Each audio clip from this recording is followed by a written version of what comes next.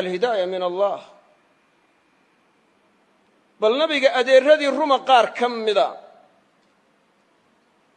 ayaa hidaayadii seegtay oo aan la hanuunin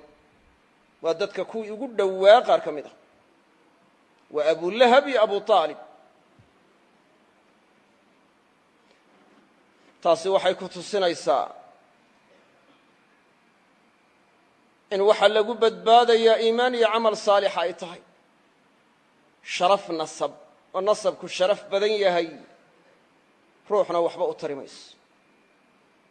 oo naar ka badbaadin mayso cid wanaagsanoo uu qaraabo la yahay waxba u tari mayso ya wadaadada qaar baa waxaa laga sheegaa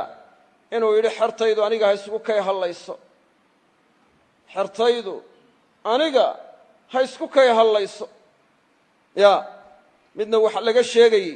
koofiyaddaan ku gurayaa marka waxa weeye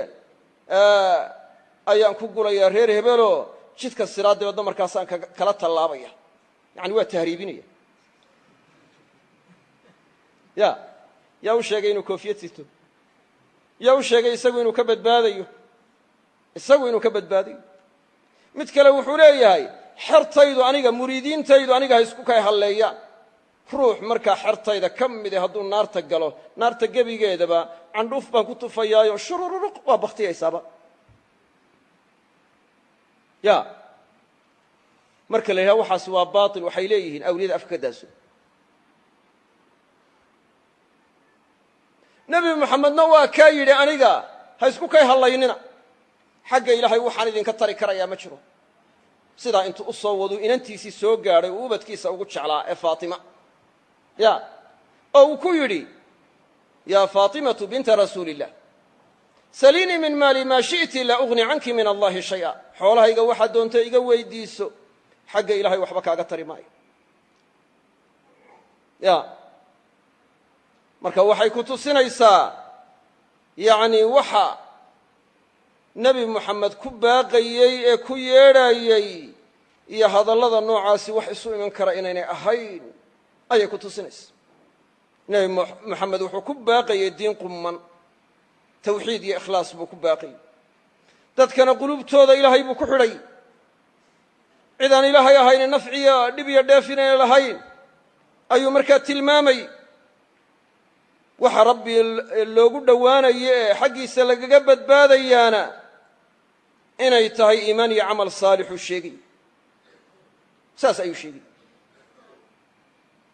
innaka laa tahdii man axbabta walaakina allaha yahdii man yashaa kaad markaa jeclaysato hanuunin maysid baa lagu yidhi nebiga sala allahu alayh wasalam wuu la jeclaa nebigu qaraabadiisu inay hanuunaan iyo dadkao dhanba inay hanuunaan waana kula dadaalay laakiin ma awoodi karin in qalbigooda hidaayo geliyo ma awoodin qudrana uma lahayn halka wadaadada qaar oo suufiye ah ay leeyihiin awliyadu waxay awoodi kartaa silsiladda nuurka ee qalbiga qofka ku jirtay taalacanaysa aynay dadku arkayn bay u jeedaan silsilad nuur ah qalbiga qofka muuminka gasha kay doonaan waa ka jari karaan kadh markaasuu gaaloobaya kay doonaanna waa u tallaali karaan waa laambaddaa la xidhayoo kale wa markaasaa qalbigu nuuraya ay mu'min noqonaysa wax lagu beeno abuuranaya ma aha kutubay ku taallaa sidaasay u rumaysan yihin oo hadday caynkaatoo awood ay u leeyihiin ya dee nebi moxamed baa uga awlaysnaaye talow muxuu adeeradii ugu tallaali waaye mise waa qaar ka baawar badan nebi moxamed sala allahu alayh wasalam oo ka fadli badan nas'al allah alcaafiya